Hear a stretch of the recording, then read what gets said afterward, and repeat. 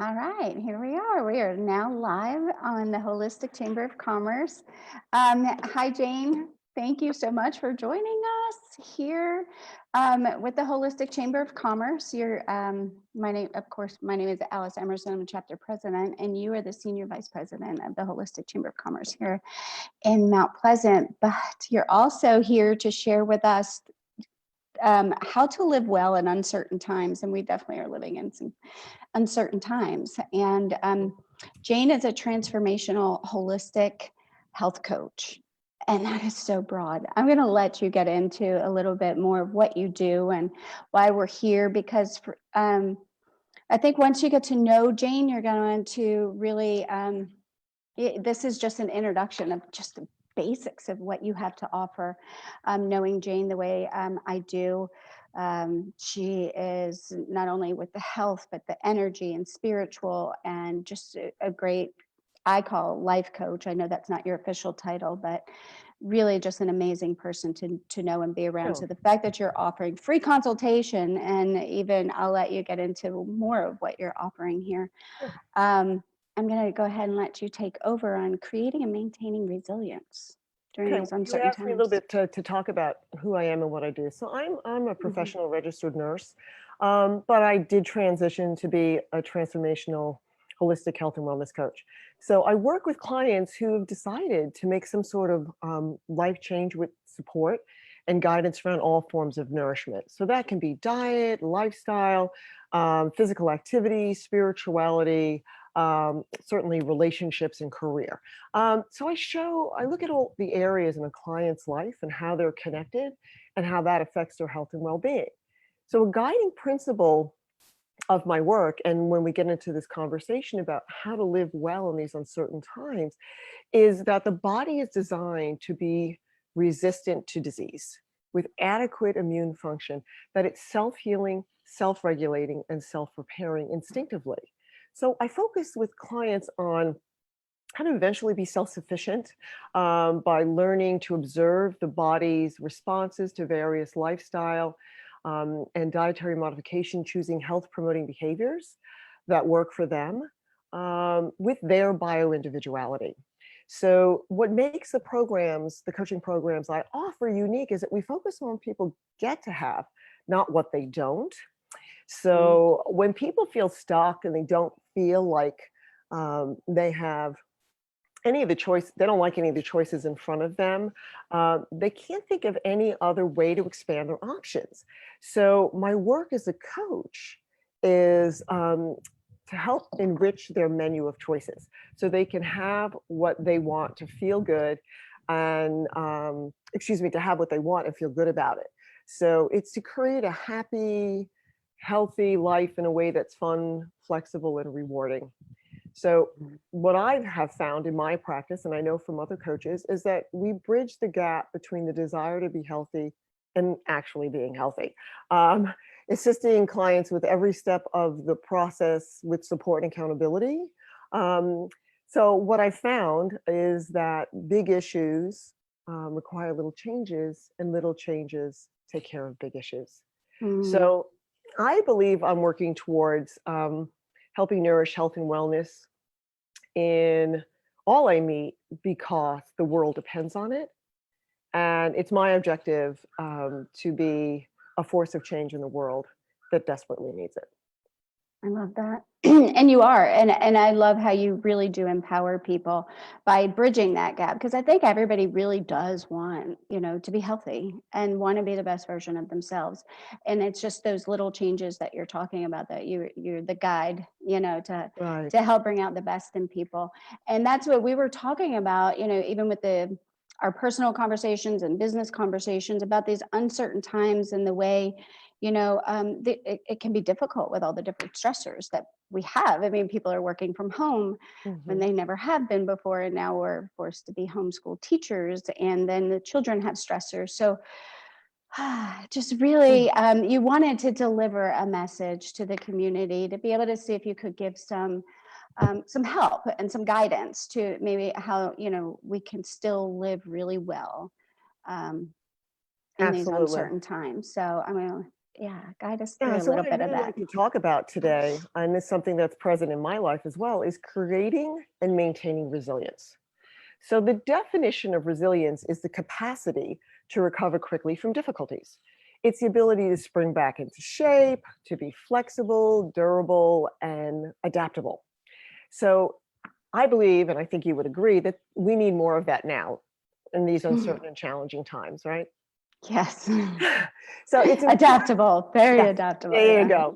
Yeah. And I think people are doing well, but we just want to talk about how to really make sure that we're doing the self-care that's important for us to become resilient and to also do that for others, especially the ones who are in our environment. So it's important to understand how we can make choose simple and effective ways to reduce stress and anxiety and overwhelm, it's so that we can respond and be adaptable, as you said.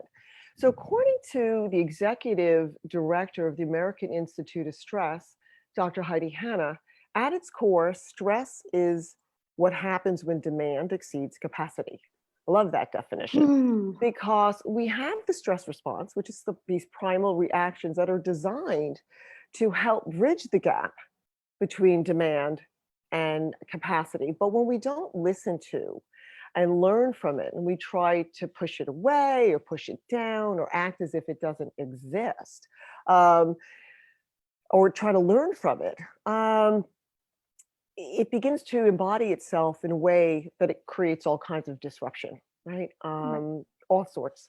So to embrace the awareness and the practices um, that can produce what Dr. Hanna calls stress mastery. We use this energy and information to provide fuel for positive change. So this aligns completely with the idea of transforming stress and our relationship with it so that it can help us instead of allowing it to hurt us. So there are simple ways that we can do that. Yeah, I think that's I like the mastery, mastering stress because we all have it, right? Mhm. And it's how we respond to it. And sometimes ignoring it isn't, because some people try to be overly positive and not even respond to the fact that your body is still going to respond to it, right? Absolutely. So I love the idea of being able to master it. So some of the ways to be able to do that, how would you guide us through that too? Well, to begin with, there are three simple ways to support our overall health and our immune system in these times and at all times. And the first is to get plenty of rest and restorative sleep. I think sleep is one of the most underrated health behaviors we have. And it really is the reset button for our body, especially with regards to stress. Um, to eat a plant-based, nutrient, whole foods diet, so we're really eating from the foods that nature gave us, especially a lot of great healthy fruits and vegetables and things of sort that are truly nutrient dense, and moving our bodies. And I work a lot with my clients doing that, especially through pleasurable activities. So it doesn't always have to be, pumping iron and working out in a way that feels stressful in and of itself. It can literally just be a source of movement. And that's going to be part of what I talk about next. In stress mastery, we really need to simplify things to apply it. Okay. So I have some simple self-care practices which seem to be universally accepted to really help us manage our stress response. And that's firstly intentional breathing Mhm. and movement, as I just mentioned. So that, of course, can be anything from walking to dancing to stretching to yoga, whatever people like to do, cornhole, whatever Right. really. Pleasurable, something that brings you pleasure, right? Exactly, So yeah. exactly. And then also great practices, which most people are aware are now, are meditation and prayer. Get Mhm. quiet and still and appreciate where we're at. Humor and laughter. I think playfulness and enjoying some humor and laughter is really a way to reduce our stress. Sound is music. Music's transformative. All you need to do is to listen to a movie and remove the soundtrack to know how much it does change how we're feeling in that moment, right? Right. Massage and touch. is a wonderful way to reduce stress. And time outdoors in natures. I brought you to my outdoor office because this is where I Beautiful view. thank you so much, and I'm so blessed that I have this to use to share with you and others, especially when we're not social distancing. But it's a wonderful way for me to connect with the outdoors while I work. So all these practices really focus on living well, don't they? Yes, they do. They So really do. I know the massage and touch might be a little iffy right now, but I mean, there are people, I mean, I do some of it myself with, some of the rollers and stuff that I have here that have been really good just to get the absolutely, lymphatic system moving. We have a trampoline. Sometimes I'll jump on that because it's fun to right, me. I don't do exactly, any flips or anything, but it's still moving and it's fun and the music, right. like you said. So, I mean, massage and touch could be as simple as, you massaging your own muscles, as giving yourself a great big old bear hug, and just feeling comfortable in your body, you know. So what we really want to do in hmm, living well in all circumstances is to support a full body relaxation response. This way, we're able to establish and maintain a baseline of calm and peace with more flow and ease to mhm. respond to life's challenges. So I know, and what I teach with my clients is the single best thing you could do if you did nothing other than this one step would be intentional breathing. Yeah. Whether it's to just step into a baseline of doing this for yourself every day, or using it at times of particularly stressful moment, it can change our response to stress in literally seconds. So there So are lots. intentional breathing, are you gonna show us what that looks like? Yes, I am. I am a little Okay. bit. I'm gonna there are different ways to do it, and people may be aware of different there's a 4 by 4 breathing, there's a 5 by 5 by 7, which is Ujjayi breathing. There's lots of different ways, but the whole idea is to, embody the breathing and do it with an intentional, mind, which is first and foremost, you can either leave your eyes open or closed, and Mhm. then you breathe slowly and deeply, imagining you're doing that from your heart space, just to make Okay. that connection. Then you feel a genuine positive emotion like gratitude, appreciation, or compassion for anything or anyone in your life. And then once you really get into feeling that emotion, I mean, really let it fill up your body. You focus on that intention of that energy that that emotion brings. Um, to what you want to bring to the moment and to the day. And you can ask yourself, how do I want to show up? And maybe Mhm. that emotion is really a clue to do that. And you can cycle the breath until you really feel that you've completed. It's recommended by Dr. Hannah and other experts that you practice this 15 to 20 minutes in the morning to kind of anchor that in, really have that sense of intentionality for your day. And then, if possible, to visit it every hour or so for like 3 to 5 minutes, just to get back to that anchor. The other thing is it's wonderful to use even like 30 seconds before you're going to show up for a meeting or a presentation like this, to really just feel centered and really evoke a relaxation response, which can have a great conversation. I love that. Because I don't think people like we breathe, right? So the intentional breathing also has an intention to come from a place of gratitude and where you want to and how you want to show up. That's Absolutely. yeah, I just think, and I know a lot of people that are in yoga and that do the meditation and prayer, but prior to that, and I think a lot of people, and on average, just don't understand how powerful that is. So thank you, Oh, you're so for welcome. sharing that. And Absolutely. I know you also mentioned, with diet, and you also give dietary counseling as well. And not everybody, a lot of people love to barbecue, they're home with their families, and there's a lot of meat. So they don't have to transition all the way to a plant-based diet Oh, immediately, no, no. right? It's Not just even to highly transition, recommended to have to a good include it. assortment, right? Right, Right. right, exactly. So the whole goal, and when I work with clients, if they want to work on improving their diet and their food choices, is really about the concept of crowding out. That's really to include those nutrient dense plant-based foods, so we crowd out things that really don't support our bodies and particularly help us respond to stress and support our immune system. So it's really not, it's really not one size fits all. It really is by incorporating those things in. And then people can make a choice based on how they feel, really the energetics of food, to decide how to show up and feel really like ready to take on their day and how to cope with any of the stressors.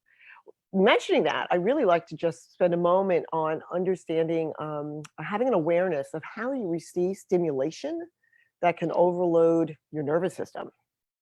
So, in a lot of conversations that I've had with clients and family and friends recently, what we've talked about is that too much technology, too much artificial lighting, caffeine, noise, and information, especially coming in watching news outlets on TV and in social media, can be capable of eliciting a stress response.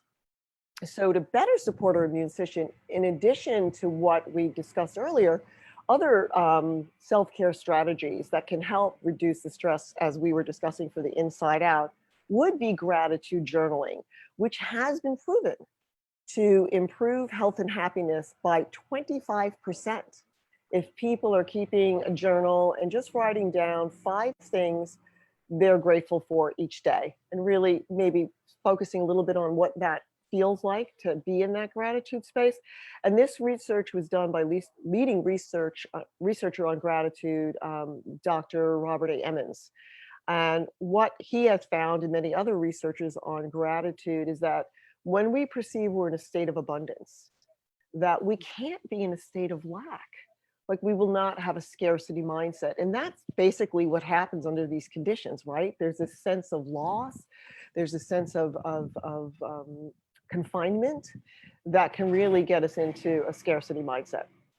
So, other things that are helpful that I've discussed, we have some. So, so you're Absolutely. saying, even though that all of that, is true, we are kind of confined, especially now in our state with the South Carolina, stay-at-home order that's going to go into place today, right? Right. It's even more so going to feel a little bit more confined, but instead of having that mindset, you can switch it around and actually start to begin to feel the gratitude for, oh, I have the opportunity for these things, whether it's Absolutely. game playing or hanging out or even organizing the closet you've been wanting to do for a long time, whatever it is, or reading that book, or starting, to start a new business, whatever it is.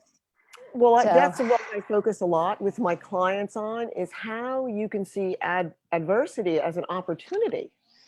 You can create space so that in connecting with others, we can share what's going on without judgment or blame, to reduce drama and step away from the complaining, which is easy to do, in conversation in these times. And we can use that energy to create more space. There was equipment out here. Maybe I should move. I can't hear it. Oh, you So there's can't? Oh, no. okay. I'll keep us here then. We have some trucks going by here on the golf course. Sorry for the interruption. But like I'm saying, connecting with others, we can make more space for compassion and appreciation for ourselves, for others, and for the things, like you said, that we could do that maybe we've put off because we usually have such busy lives and we're not home and able to focus on those things. And again, what I would also recommend, based on what we said about stimulation, and I've talked a lot, is just to reduce your total viewing time of broadcast news about the health crisis, because experts do believe that television excites the mind that creates anxiety. So if what we're doing is to try to stay out of overwhelm and anxiety and live well, a regular diet of TV, especially of this kind of broadcast, definitely seems to be creating a lot of anxiety in people. Yeah, it definitely can become overload. Right, and I Overload. think it's just meant to tie you in. There's that. It You really have is a need to thinking. know for some Right, things, right, right? But right. then it seems like all conversations then are around it after that. Right. Who's affected, or, did you see this on the news, that on the news? So it's not just the overload stimulation from the electronics, the TV, the Facebook, social media.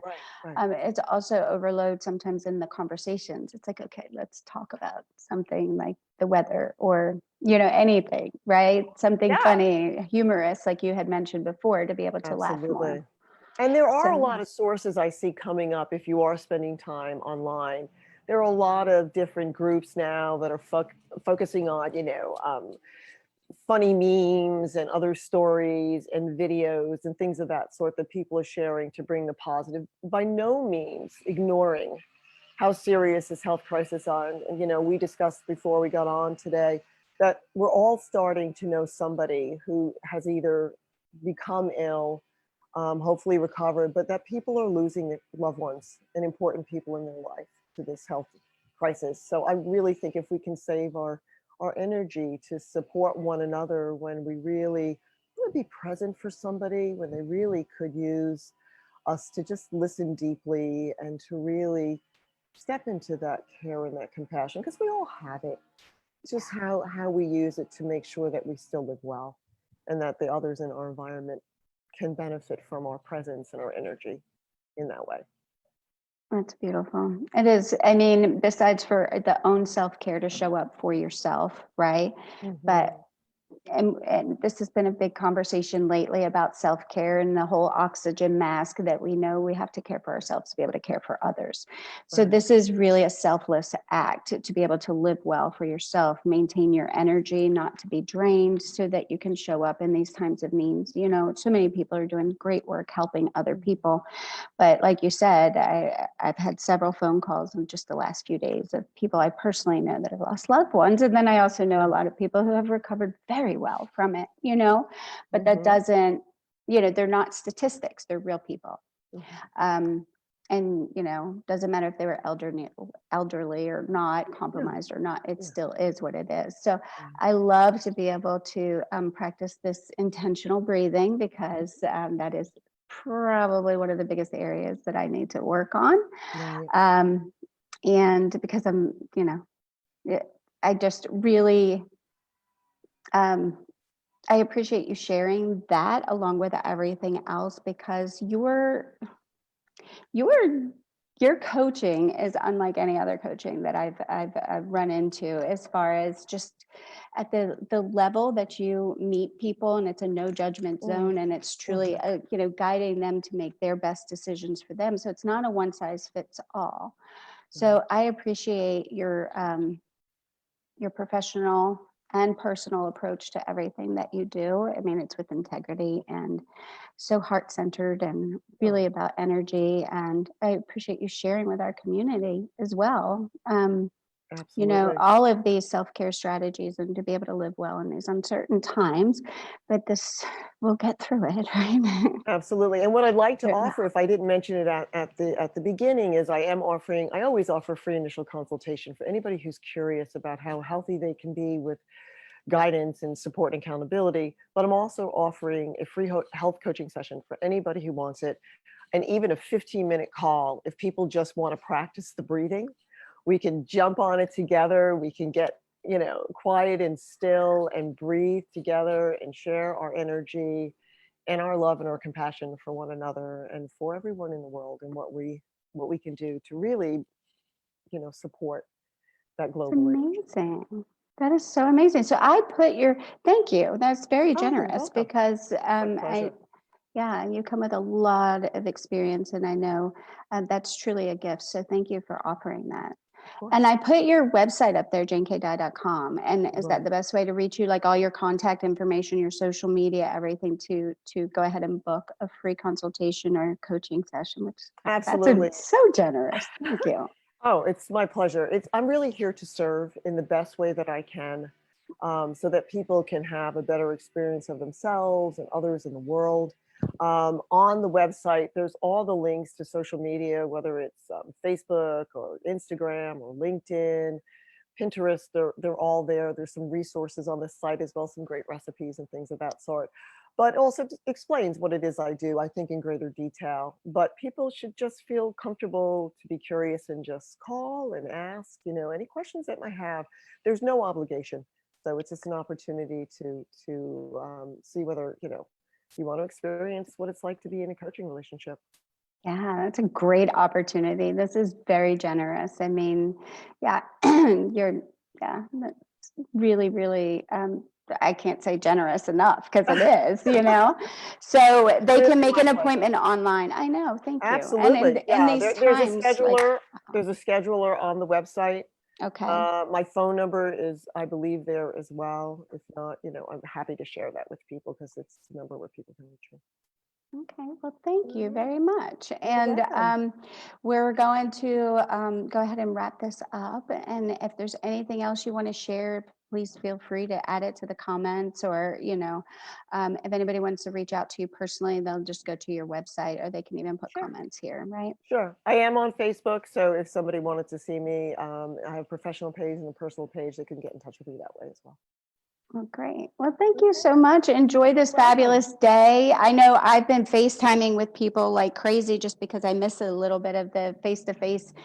interaction. So I'm glad we have this avenue. And, technology can be overwhelming and can also be a beautiful way to, remove that Absolutely. feeling of isolation. And So anytime you want to come on the porch, I just will, let me I'll give you a call. Maybe we'll do some breathing exercises next time just from the porch. There That you go. sounds great. Thanks, Well, thank Alice. you. Okay. Thank you very Bye, much. everyone. Thanks again for listening. Take care.